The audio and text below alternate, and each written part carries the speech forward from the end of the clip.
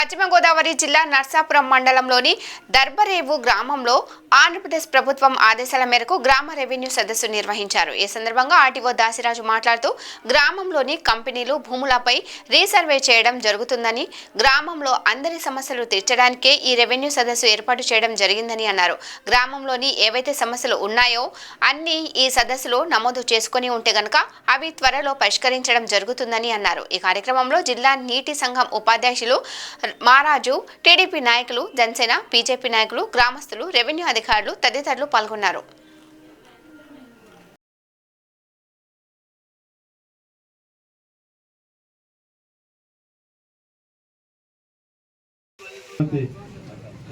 విజయలక్ష్మి గారికి దర్బరేవులో అనేక సమస్యలు ఉన్నాయి కనుక మళ్ళా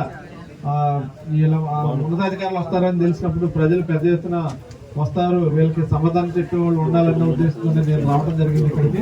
ఇది మరి ఇక్కడ సమస్యలు కూడా ప్రత్యేకమైంది. కారణం ఏంటంటే ఇది కంపెనీ విలేజ్, ఇది కంపెనీ ల్యాండ్స్ ఉన్న విలేజ్, ఇది మరి పెద్ద ప్రాంతాలన్నీ కూడా కంపెనీ ల్యాండ్స్ ఉన్నాయి. ఆ కంపెనీ ల్యాండ్స్ కూడా మనకి మీకు కంపెనీ ల్యాండ్స్ లో 1700 ఎకరాలు చల్లరు మీకు రైతు వారి పట్ట ఇవ్వడం జరిగింది. మిగిలిన భూములకు సంబంధించి కూడా మీకు కొన్ని డౌట్లు ఉన్నాయి. దీనిలో ఎక్కువ కొంతమందికి అవ్వాలి, కొంతమంది రిజిస్ట్రేషన్ అవ్వలేదని, అదేవిధంగా గ్రామంలో ఉన్నటువంటి ల్యాండ్ కొంత ఇంకా కంపెనీకి దఖలు పడలేదని, అంటే కంపెనీకి దఖలు పరిచాలో మళ్ళీ రైతులకు వస్తుంది. అదేవిధంగా గ్రామంలో ఏదైతే ఉందో అది ఇంకా 22లో ఉంచారని, దాన్ని తీసి అందరు కూడా రిజిస్ట్రేషన్ ఏదైనా చేయాలని ఈ సమస్యలు ఉన్నాయి. దాంతో పాటుగా ఇంకా రైతు వారి సమస్యలు, రెవెన్యూకి సంబంధించి మెయిన్ రెవెన్యూకి అయితే ఇవే సమస్యలు. ఈ గ్రామ రెవెన్యూ సమస్యలు పెట్టిందే అందుకోసం. ఏదైనా రీసర్వే జరిగితే ఆ రీసర్వేలో తప్పులు ఏమైనా ఉంటే ఆ తప్పులు సరిచేయడానికి, గత ప్రభుత్వంలో పాస్బుక్లు ఇచ్చుంటే ఆ పాస్బుక్ల మీద వివిధ వ్యక్తుల బొమ్మలు ఉంటే ఆ బొమ్మల స్థానంలో పూర్వం ఎలా ఉండే పాస్బుక్లు, అటువంటి పాస్బుక్లే మళ్ళా ఇవ్వాలన్న ఉద్దేశంతో చేయడం జరిగింది. అదేవిధంగా అపరిష్కృతం ఉన్నటువంటి భూములకు సంబంధించిన తగాదాలు ఏంటంటే చేయడం జరిగింది. ఇక్కడ తగాదాలు ఖచ్చితంగా ఉన్నాయి. కారణం ఏంటంటే ఇది కంపెనీతో పాటు దీన్ని ఆనుకున్నటువంటి వేములదేవి పరిసర ప్రాంతాల్లో కూడా అన్ని కూడా అసైన్ ల్యాండ్స్ ఉన్నాయి. ఇక్కడ అసైన్ ల్యాండ్స్ ఉన్నాయి కనుక అసైన్ ల్యాండ్స్ కి ఒక బేసిక్ రూల్ ఉంది. అసైన్ ల్యాండ్ ఎప్పటికీ అసైన్ ల్యాండే. కాకపోతే గత ప్రభుత్వంలో 20 సంవత్సరాలు ఎవరైతే ఒరిజినల్ రైతుకి ఇచ్చారో ఆ రైతే 20 సంవత్సరాలు ఉంటే ఆ రైతుని అసైన్ ల్యాండ్ నుంచి ఫ్రీ హోల్డ్ చేయడానికి ఒక నిర్ణయం తీసుకోవడం జరిగింది.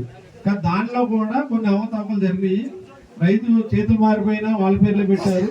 అదేవిధంగా చేతులు మారిపోయినా కొంతమంది పేర్లు రాలేదు. ఇది అసంబద్ధంగా ఉందని చెప్పి దాని మీద ప్రజెంట్ ఎంక్వైరీ నడుస్తుంది. దానివల్ల ఏవైతే ఆ ఫ్రీ హోల్డ్ అక్రమంగా చేశారు, లేకపోతే అర్హులైన వాళ్ళకి చేయలేదు, ఇవన్నీ కూడా మళ్ళీ వెరిఫై చేయడానికి ఒక కలెక్టర్ గారి ఆధ్వర్యంలో ఒక ప్రత్యేకమైన ఆఫీసర్ నియమించి దాన్ని కూడా మనం వెరిఫై చేయడం జరుగుతుంది. అందరికీ ఏ విధమైన న్యాయం జరిగిందో మిగిలిన వాళ్ళకి అదే న్యాయం జరగాలి. అదేవిధంగా అందరికీ ఒక అన్యాయం జరిగితే, పూర్వం అన్యాయం జరిగి ఉంటే దాన్ని ఎలా సరిదిద్దాలన్న ఐడియాతోనే మనం వెళ్ళాలి. ఎవరికి ఇక్కడ అధికారులు అంటే పార్టీలకు అతీతంగానే పనిచేస్తాము. ఏ పార్టీకి కుమ్మగారి స్థితి కూడా ఉండదు. అలా చేస్తే మేము అధికారులు కాము. ఆ గ్రామాల్లో కూడా అదే చర్చ జరుగుతుంది. కావునైన వాళ్ళు కాదని వాళ్ళు ఉంటారు. కానీ ఒకసారి చట్టమైన తర్వాత చట్టాన్ని అందరూ గౌరవించాలి. అదే మేము చేసే పని. మాకు ఉండదు వాళ్ళకి కొమ్ము కాస్తున్నారని వీళ్ళు కొమ్ము కాస్తున్నారని అంటారు కామనే. కానీ నిజం అనేది ఉంటది కదా. ఆ విధంగానే మనం మీకు దర్బరేవు ప్రజలు ఎవరు కూడా ఏమీ బాధపడొద్దు, మాకు అన్యాయం జరిగిందని బాధపడొద్దు, లేకపోతే ఇంకోళ్ళు అన్యాయం చేస్తారని బాధపడొద్దు. ఏది న్యాయం అయితే అందరినీ కూర్చోబెట్టి పారదర్శకంగా డిస్కస్ చేసుకుని చేసుకుందాం. ఇప్పుడు మీరు ఏవైతే ఈ సమస్యలు చెప్పారో అవన్నీ కూడా ల్యాండ్కి సంబంధించి ఒక విస్తృతమైన చర్చ జరుగుద్ది. నిర్ణయాలు కూడా తీసుకుంటాం. ఎక్కడైతే మిగిలిన గ్యాప్లు ఉన్నాయో కంపెనీ ల్యాండ్స్ ఇంకా రిజిస్ట్రేషన్ అవ్వాల్సినవి అవి సమంజసంగా ఉంటే 100% మళ్ళీ రికమెండ్ చేస్తాం కలెక్టర్ గారికి. కంపెనీలలో ఎందుకు ఆగాలి? అది ఇక్కడ కంపెనీ నుంచి బయటకు వచ్చిన తర్వాత ల్యాండ్ దానికి ఏ విధంగా అయితే అన్ని గ్రామాలకు ఉందో అదే రూల్ మీకు వచ్చేస్తుంది. మీరు చెప్పిన పాయింట్ ప్రకారం మళ్ళీ మేము దాన్ని 22లో తీసుకొస్తే మిమ్మల్ని ఇంకా ఏకేస్తారు.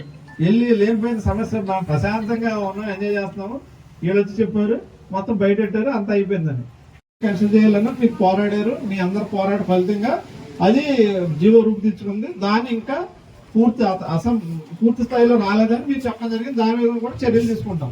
అంటే ఈ అసైన్మెంట్ కి సంబంధించి అయితే ఈ 30 సెంట్లు 40 సెంట్లు అన్నది డిఎల్ఆర్ లో పెట్టడానికి ప్రయత్నిస్తాం. కారణం ఏంటంటే ఇది కేవలం వాతావరణ సమస్య కాదు. ఇది మొత్తం ఈ చుట్టుపక్కల ప్రాంతాల్లో ఉన్నటువంటి మొగల్దూరు, నర్సాపురం ఈ ప్రాంతాలు మనం ఎవరైతే ఉన్నారో మీకు కంపెనీ ల్యాండ్ కానీ మీకు అంత ఇబ్బంది లేదు. జరాయితీ భూములు కూడా దస్తావేజులు లేని ఉన్నాయి. వాటిని కూడా మనం రీసర్వేలో వెరిఫై చేసి వాళ్ళకి హక్కులు ఏవైతే ఉన్నాయో అవి కూడా కల్పించడం జరుగుతుంది. దానికోసమే చేస్తున్నాం. అదేవిధంగా రీసర్వే లేదు.